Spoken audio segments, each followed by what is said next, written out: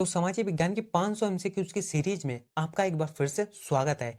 आज है हम लोगों का नवा दिन और आज भी हम लोग क्या करेंगे, 10 इंपॉर्टेंट एमसीक्यूज यानी बहुविकल्पीय प्रश्नों को करेंगे। तो फिर चलिए वीडियो को शुरू करते हैं। आपको छोटा सा काम करना है कि वीडियो को लाइक और चैनल को सब्सक्राइब कर लेना है। तो ये रहा हमारा पहला क्वेश्चन कि निम्नलिखित में से किसकी अधिक मात्रा जलोढ़ मिट्टी में पाई जाती है। तो जलोढ़ मिट्टी में सबसे अधिक मात्रा किसकी पाई जाती है? ऑप्शन ए है पोटास, ऑप्शन बी है चूना, ऑप्शन सी है फास्फोरस या फिर ऑप्शन डी इनमें से सभी। तो जो जलोढ़ मिट्टी है उसमें पोटास, चूना, फास्फोरस इन सभी की मात्रा पाई जाती है, यानी डी जो है वो राइट आंसर हो जाएगा। बढ़ते हैं अपने अगले क्वेश्चन की तरफ। अगला क्वेश्चन है निम्नलिखित में से कौन सा एक संभावित संसाधन है।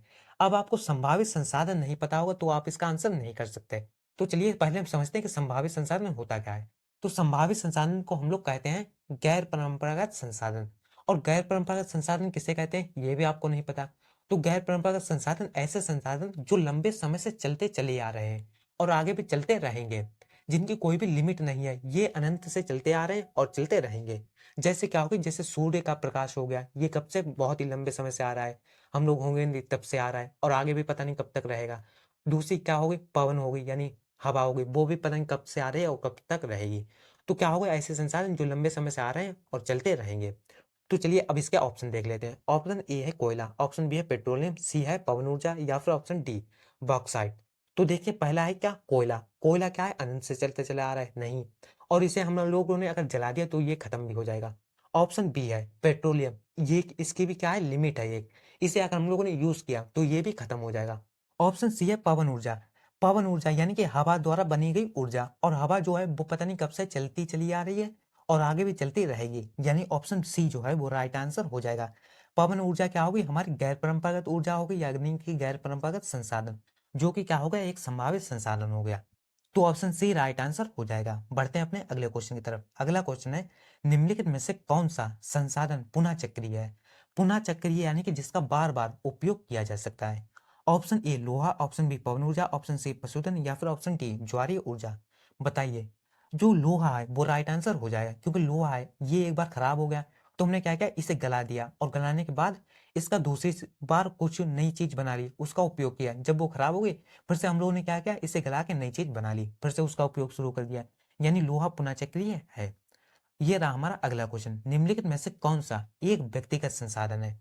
तो ऑप्शन ए है बगान, ऑप्शन बी है चरागाह, ऑप्शन सी भूमि या फिर ऑप्शन डी खनिज संसाधन।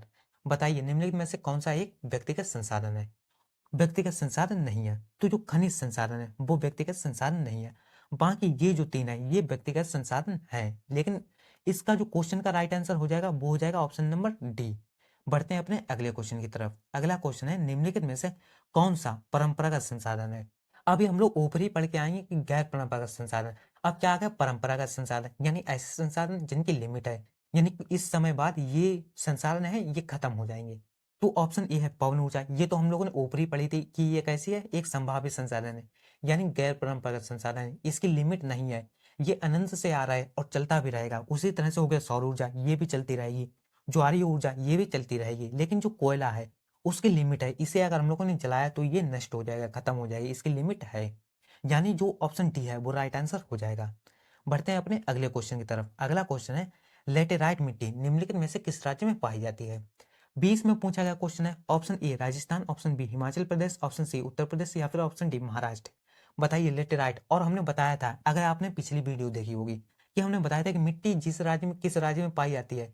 इस तरह के क्वेश्चन इंपॉर्टेंट क्वेश्चन है। इससे पिछली वीडियो है 8वीं वीडियो, उसमें बहुत सी इस तरह के क्वेश्चन आए थे, उन्हें आप देख सकते हैं और बहुत ही बार पूछे भी गए थे वो क्वेश्चन। तो लेटेराइट मिट्टी निम्नलिखित में से किस राज्य में पाई जाती है। तो लेटेराइट मिट्टी पाई जाती है महाराष्ट्र में। ऑप्शन डी राइट आंसर हो जाएगा। बढ़ते हैं अपने अगले क्वेश्चन की तरफ। अगला क्वेश्चन है अग्नि चट्टानों में पाया जाने वाला खनिज है। तो 23 में पूछा गया क्वेश्चन है। ऑप्शन ए है नमक, ऑप्शन बी है फास्फेट, ऑप्शन सी जस्ता या फिर ऑप्शन डी ग्रेफाइट। बताइए अग्नि चट्टानों में पाए जाने वाले खनिज।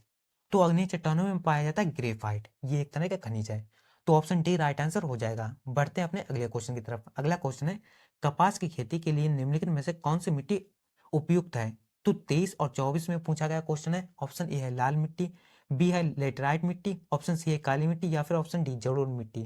बताइए कपास की खेती, नाम क्या है कपास, किससे शुरू हुआ, का से शुरू हुआ, और इधर भी क्या मिल गया, का मिल गया। यानी कपास की खेती के लिए कौन सी मिट्टी, काली मिट्टी। का से कपास, का से काली। तो ऑप्शन सी राइट आंसर हो जाएगा। बढ़ते हैं अपने अगले क्वेश्चन की तरफ। अगला क्वेश्चन है, हरा सोना निम्न में से किसे कहा जाता है। 23 में पूछा गया क्वेश्चन है। ऑप्शन ए है प्राकृतिक वनस्पति को, ऑप्शन बी है घास के मैदान को, ऑप्शन सी है हरे पेड़ को, या फिर ऑप्शन डी सघन झाड़ी को। बताइए हरा सोना किसे कहा जाता है। तो प्राकृतिक वनस्पति को हरा सोना कहा जाता है।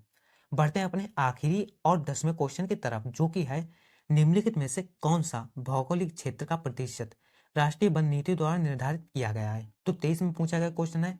ऑप्शन ए 33%, ऑप्शन बी है 43, ऑप्शन सी 23, या फिर ऑप्शन डी 31%। बताइए क्या होगा इसका आंसर।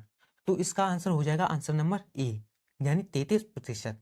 तो ये था हमारा लास्ट क्वेश्चन। अगर आपको वीडियो अच्छी लगी हो, वीडियो को लाइक कीजिए, चैनल को सब्सक्राइब कीजिए, और अगर आपको इससे पहले की जितनी वीडियो देखनी है उन सभी का लिंक आपको वीडियो को डिस्क्रिप्शन में मिल जाएगा, आप जाके देख सकते हैं। बाकी मिलते हैं आपसे एक अगली वीडियो में, तब तक के लिए धन्यवाद।